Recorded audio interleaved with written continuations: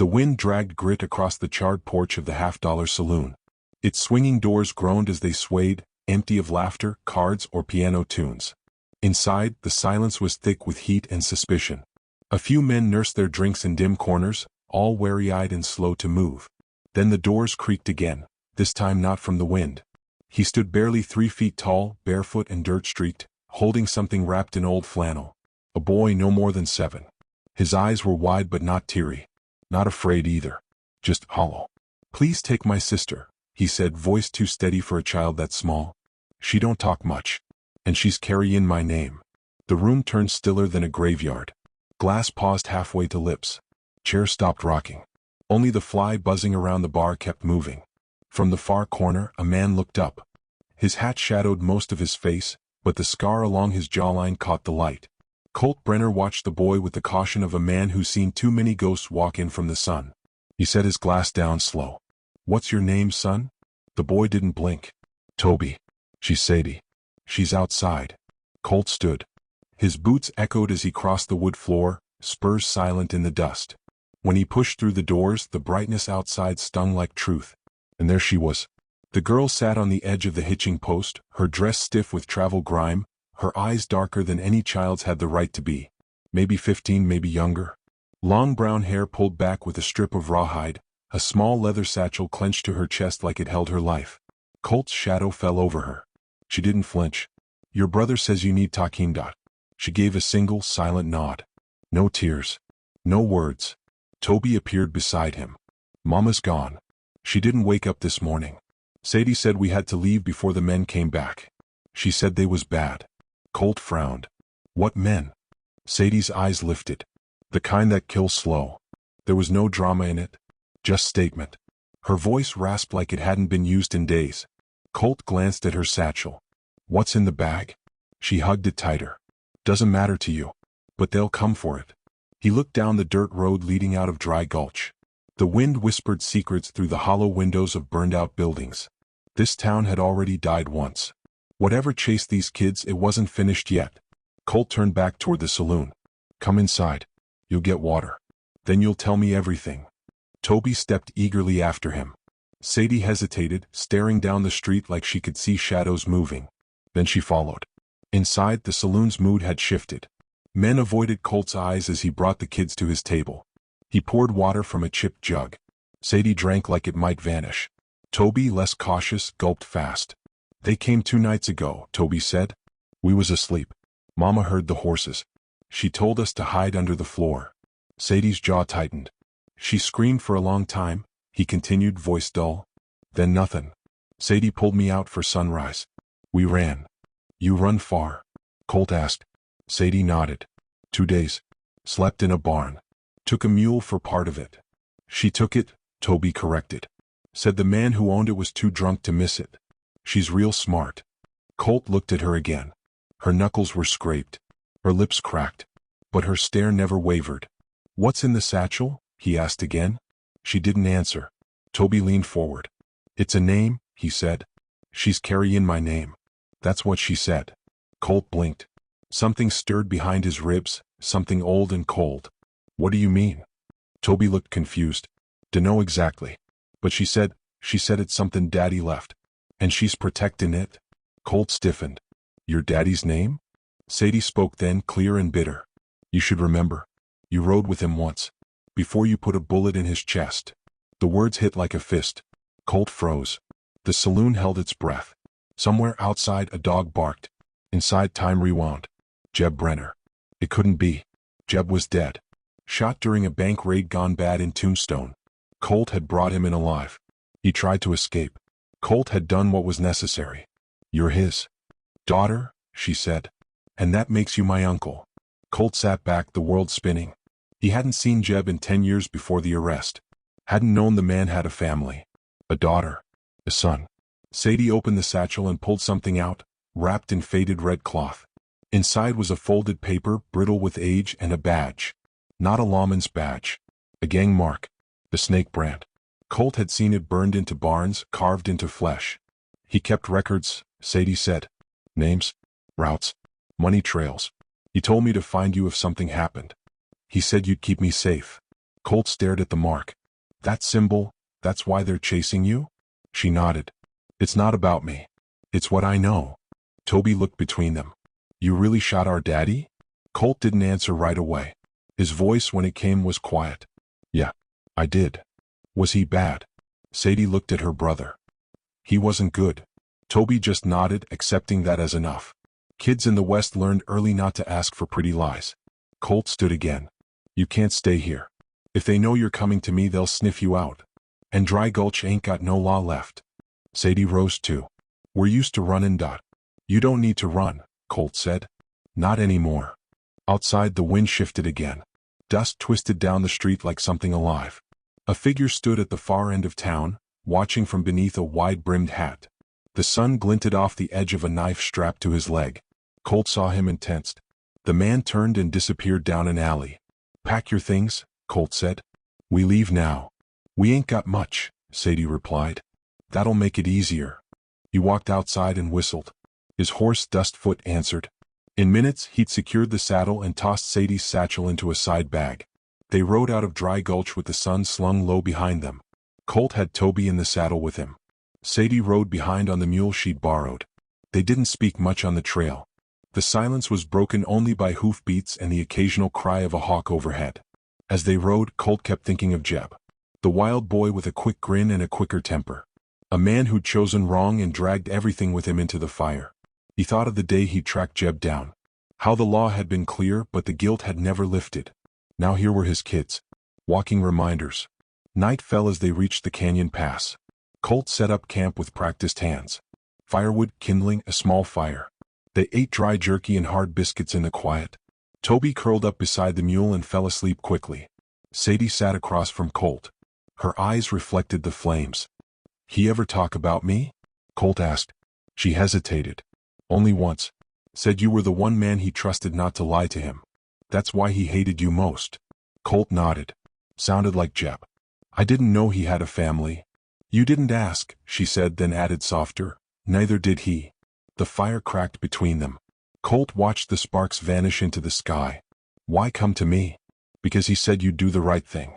Even if it cost you. Colt looked at her. Really looked. There was Jeb in her jaw, her fire, the way she didn't blink even when the world turned cruel. You remind me of him. I'm nothing like him, she said sharply. Colt didn't argue. A coyote howled far off. Colt threw another log on the fire. Tomorrow we ride for Elkhorn, he said. There's someone there who owes me a favor. We'll figure out what to do with that satchel. Sadie nodded. She reached into her coat and pulled out a worn piece of cloth. Colt realized it was a handkerchief with a snake embroidered on one corner, same as the mark in her satchel. He gave me this when I was little. Said it meant I was family. Colt took it gently, fingers brushing hers. The cloth was stiff, but the meaning was soft. Now it means you're mine to protect, he said. She looked at him for a long time. Then finally she whispered, okay. The fire crackled on. Far beyond the canyon, in the dark beyond the ridgeline, eyes watched the flickering light. And waited. Colt didn't sleep that night, not really. He kept his back to the fire and his hand on the grip of his pistol, listening to every rustle of brush and whisper of wind across the canyon rim. Sadie didn't sleep much either. She sat up for long stretches, arms wrapped around her knees, the satchel never leaving her lap. Toby mumbled in his dreams, curled beneath Colt's duster, unaware of the weight his sister bore like a shadow.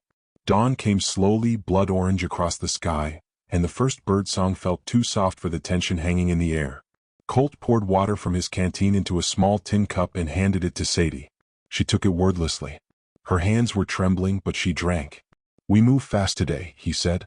There's a ridge trail that cuts through the back end of Black Hollow. It's narrow but quicker than the main road. If someone's tracking us, we'll lose them there. Sadie didn't argue. Colt appreciated that. He'd ridden with people who questioned everything. Sadie simply listened and adapted. Toby stretched and sat up, rubbing his eyes. Did we beat him? Not yet, Colt said. But we will. They rode hard through the morning. Dustfoot kept a steady pace, but the mule was slower, stubborn in places. Sadie coaxed it forward with gentle tugs and quiet muttering. Colt kept glancing over his shoulder. The trail behind them stayed empty, but the feeling of being watched refused to fade. By noon they'd reached the split in the trail. The lower path wound down toward Elkhorn proper, flat, wide, exposed. The upper route veered into the cliffs and vanished into a crack barely wide enough for one rider at a time. Colt pointed up. We take the ridge. Toby frowned. Ain't that where the rocks fall? Only if you make noise, Colt said. So keep quiet. The switchbacks were tight and treacherous. Dustfoot didn't like the climb, but he trusted Colt's hand. Sadie followed close behind, eyes scanning the ledges above. She never looked down. Toby held the saddle horn with white knuckles, teeth clenched.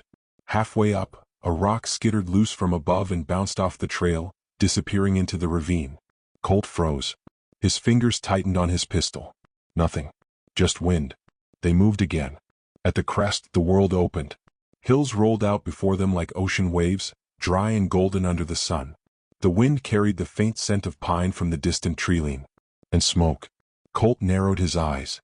A thin column of gray rising near the road below. A campfire. Not theirs. Sadie saw it too. We're not alone. No, Colt said. We're not. He led them down the backside of the ridge, avoiding the main trail. An old cattle path took them through scraggly brush and thorny mesquite. Dustfoot complained with low grunts, but Colt pushed on. By late afternoon, they reached a half-ruined trading post long abandoned. Broken shutters hung loose over dark windows. A rusted weather vane spun lazily on the roof. Colt checked the interior. Empty. A good place to stop. Inside, the kids rested while Colt circled the perimeter. He found fresh tracks behind the building, 2 sets of boot prints. One heavy, one lighter. No horses. He returned and locked eyes with Sadie. They're close. She didn't flinch. Then we go. He shook his head. Not yet. They're hunting us slow, trying to box us in. If we run blind, we walk right into it. So what then?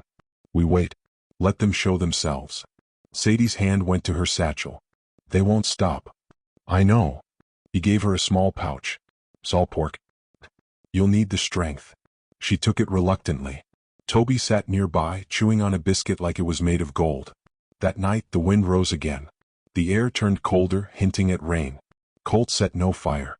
He stayed crouched behind the window frame, revolver resting across his knee. Sometime near midnight, he heard it. A faint scrape. A whisper of cloth. He rose silently and crept to the back door. Through the crack, he saw movement, a figure, crouched low, approaching the side wall. Colt stepped out quick and quiet. Steel flashed in the dark. The intruder lunged, blade first. Colt ducked and slammed the man's wrist against the doorframe. The knife clattered to the ground.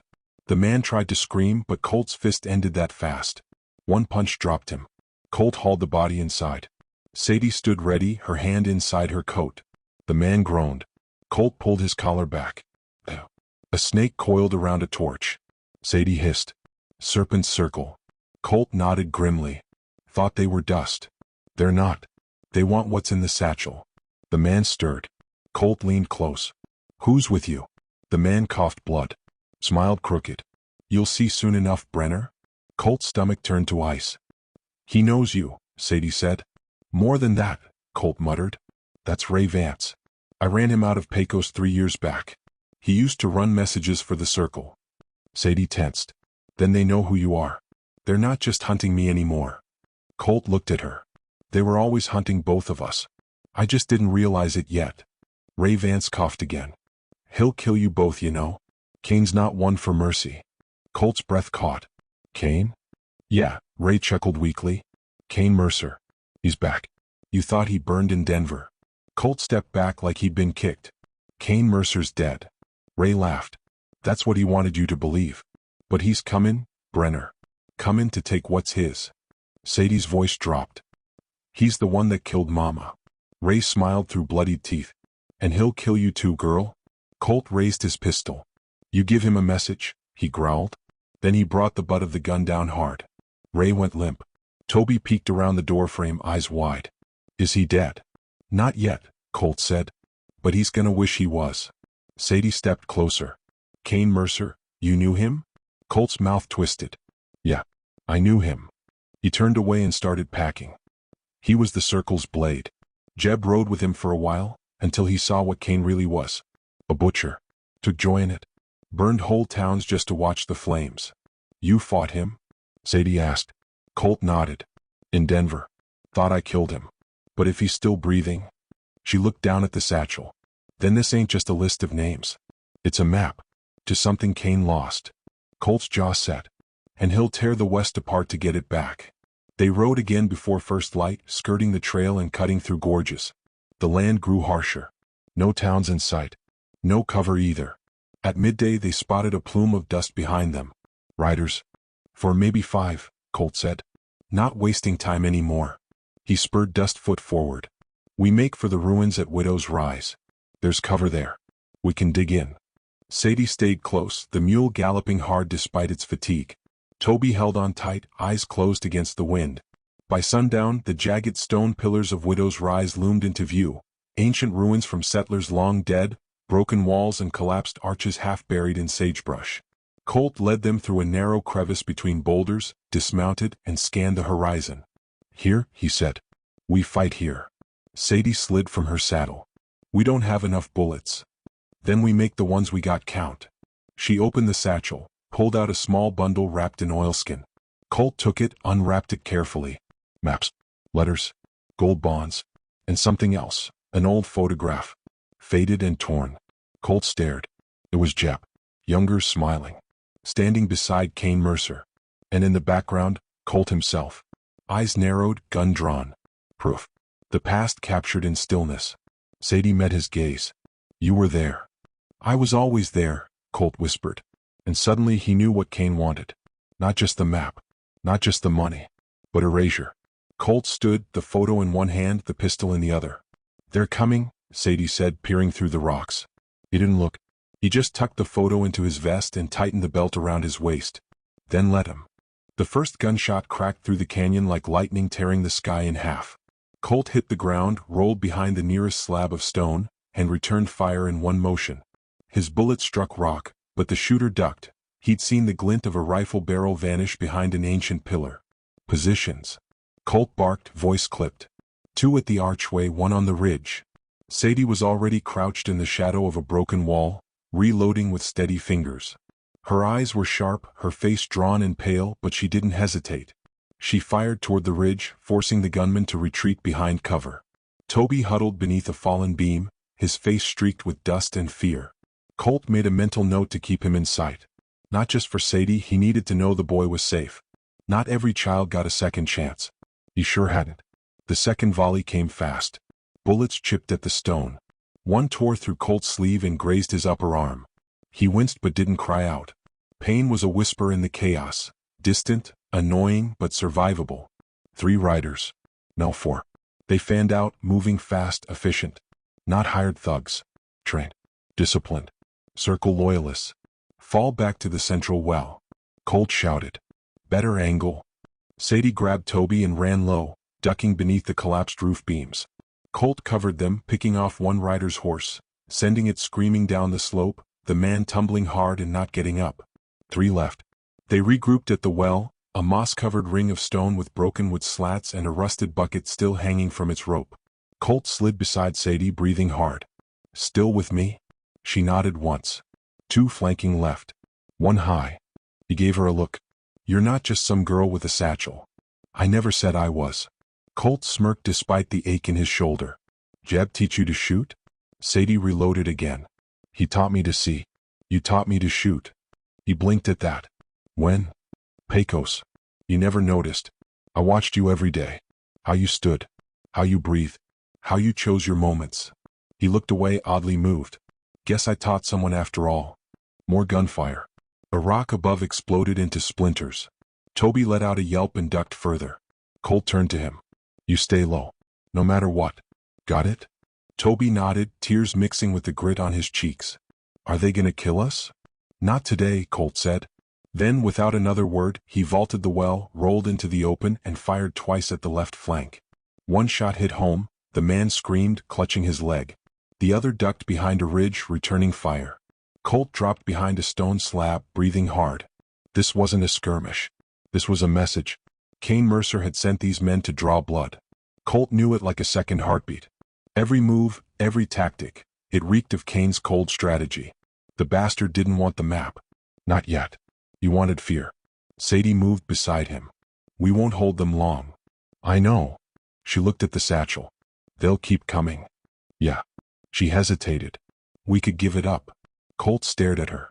Would Jeb have? Her jaw clenched. No. Then neither do we. She met his eyes. Even if it gets us killed? Colt didn't answer right away.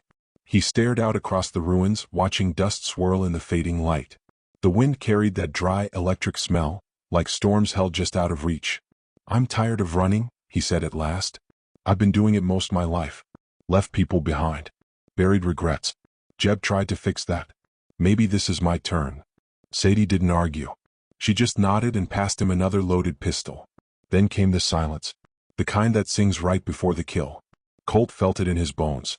The last man, the one Kane had truly trusted, would come next. And sure enough, through the shimmer of heat and dust, a figure appeared. Alone on foot. Long coat whipping in the wind. Black hat. Scar across the neck. Colt's heart stopped. Kane Mercer wasn't dead. The stories had been wrong. Or lies. Or both. Kane walked into the ruin like it belonged to him. He stopped 10 paces out, pistol still holstered, hands loose at his sides. Colt Brenner, he drawled, voice like gravel soaked in whiskey. Still breathing. Miracles do happen. Colt rose slowly. Kane. Sadie stared from behind the wall. Colt motioned for her to stay back. I buried you in Denver, Colt said. Kane chuckled. You buried someone. Wasn't me. Why now? Colt demanded. Why the chase? Kane tilted his head. Because unfinished things itch, Colt. You left a mess. Jeb left a bigger one. And that girl, she's the key to both. Colt kept his pistol low. You want the map? Kane smiled. I want erasure. I want silence. That satchel holds more than names. It holds the truth. About the circle. About me. About you. Colt narrowed his eyes. You're not getting it. Kane shrugged. Then die for it. He drew. Colt fired. Both shots cracked as one. Kane stumbled back, clutching his side. Colt fell to one knee, the edge of his coat smoking. They stared at each other, breathing hard. Kane spat blood. This ain't over, Brenner. Colt rose, wincing. No. But it's ending. Kane turned and staggered into the shadows, leaving a trail of crimson behind him. His men had fled or fallen. The ruins were silent. Sadie came out, Toby trailing close. She saw Colt's wound, shoulder again, deeper this time. Let me. I'm fine, Colt muttered. You're bleeding. I've bled before. She helped him sit. Her fingers were gentle, wrapping a strip of cloth tight around the wound. He watched her work, then looked at the satchel beside her. We can't keep it, he said. She looked up. What? They'll keep coming. Kane's not the only devil out there. That map leads to more than money. It leads to secrets. Death. She looked down. But it's proof. Of what they did. Of what Jeb tried to stop. I know. And someone needs to carry it. Just, not us. She shook her head. Then who? Colt looked at Toby. The boy was silent, eyes wide, listening.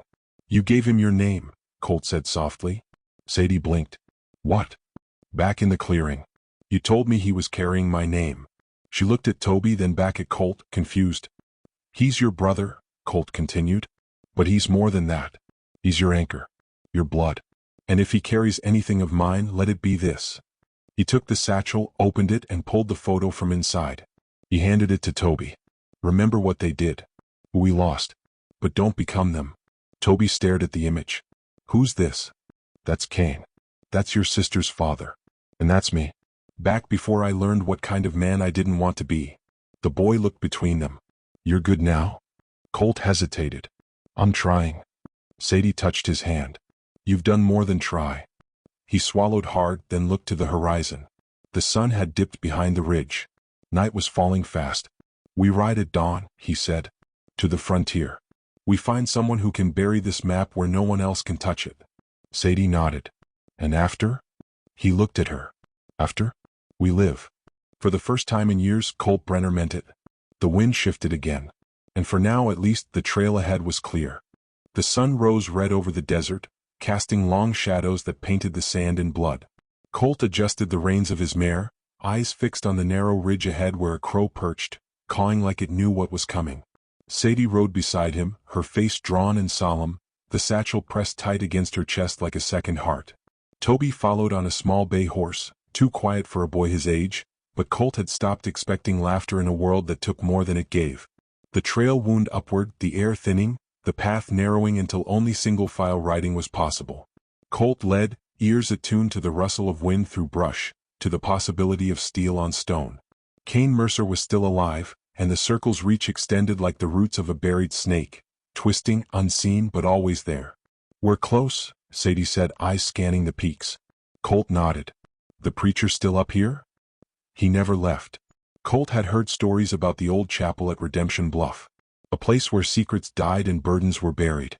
The man who kept it, Preacher Gant, was said to have once ridden with the circle, until he found God or guilt. No one was sure which. Toby shifted in his saddle. "Why are we giving him the map?" Colt glanced back. "Because he's the only man I've met who buried truth without using a grave." The climb steepened. Rocks gave way beneath hooves. Sadie's horse stumbled and Colt reached back, steadying her without looking. They moved in silence now, broken only by breath and hoofbeats, until the ridge gave way to a clearing carved out of the mountain. There it stood, the chapel. Weather-beaten wood. A rusted bell. Crosses leaning crooked in the yard. Redemption's last outpost. Preacher Gant waited on the steps. White beard to his chest. Black coat faded to gray.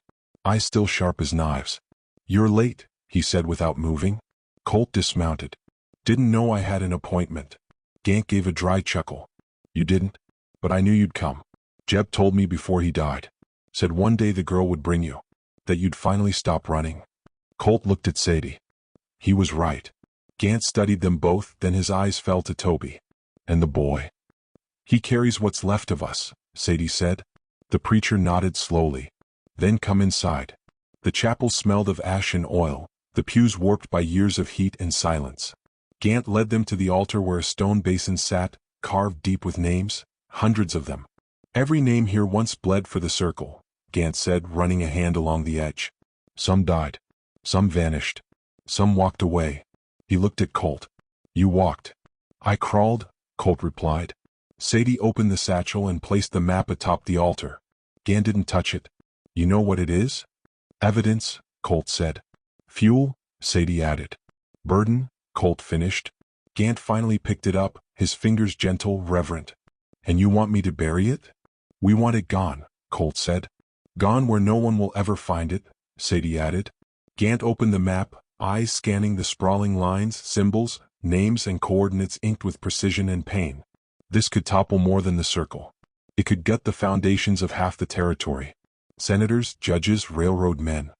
"We're not interested in justice," Colt said. "Just peace." Gant looked at Toby. "And the boy?" "He understand what he's giving up." "I understand enough," Toby said, voice small but certain. "I don't want anyone else to get hurt." The preacher studied them a moment longer, then folded the map and placed it into a hollowed-out Bible that sat beneath the altar. He closed it, sealed the clasp, and turned. "I'll see it buried with the others. But peace don't come cheap, son." "I've paid most of it," Colt said. Gant nodded once, slow. "Not yet. But you will." They stepped out into the light. Colt's shoulders eased. Sadie exhaled. For a brief moment the weight lifted. Then the bullet struck Gant in the chest. He crumpled without a sound. Colt spun, gun drawn, eyes sweeping the ridge. Kane Mercer stepped from the trees, 24 riders behind him, rifles drawn, faces masked. "I told you," Kane called. "It ain't over." Colt grabbed Sadie, pushed her toward the chapel. "Inside. Now." But Kane didn't fire again. He held up a hand. "We're not here to slaughter," he said, voice cold. "Just to take back what's mine." Colt stepped forward. "It was never yours." "Everything the circle touched was mine," Kane replied.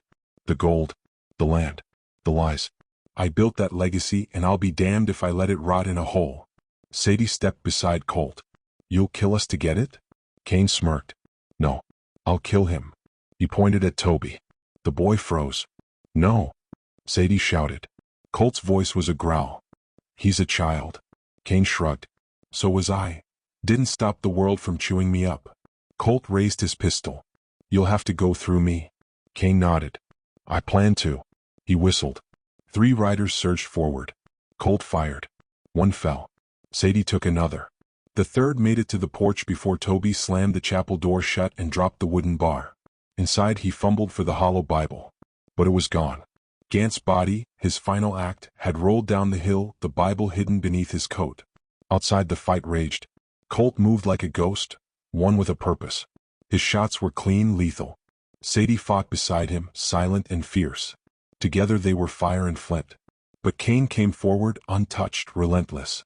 He drew a long, dark blade, his true weapon forged in old sins. They met in the chapel yard. Steel on steel. The world narrowed to breath and instinct. Cain was stronger, faster. Colt was smarter, angrier. The fight turned brutal. Fists, elbows, sand in eyes, teeth on knuckles. Finally, Colt fainted, dropped to a knee, and drove his blade upward. Cain gasped. Steel through rib. Blood down Colt's hand. "You lose," Colt whispered. Cain laughed even as life poured from his mouth. "You still don't get it, the circle never dies." "Maybe not," Colt said, voice raw. "But today it bleeds." Cain collapsed. The rest of the riders scattered. Some died. Some ran. Sadie knelt beside Colt. "You're hurt." He nodded. "So are you." She smiled faintly. "We're always hurting." Toby stepped out from the chapel, clutching the Bible. "I couldn't find it," he said. Colt looked at Gant's body and nodded. "He hid it for us. One last redemption." Together they burned the chapel. Not for vengeance. Not for spectacle. For closure. The smoke rose high, curling like ghosts toward the sky. Colt stood watching until the flames died down. Sadie took his hand. Toby stood between them. "What now?" the boy asked. Colt looked out over the horizon. "Now we ride. Away from all this." "Where to?" He smiled faintly. "Anywhere the sun still shines." The boy nodded. And together they turned from the ashes. Toward the open west. Not as fugitives. Not as ghosts. But as survivors, of blood, of legacy, of fate. And though the circle might never truly die, that day at least, it had lost its shape. And Colt Brenner had finally found his.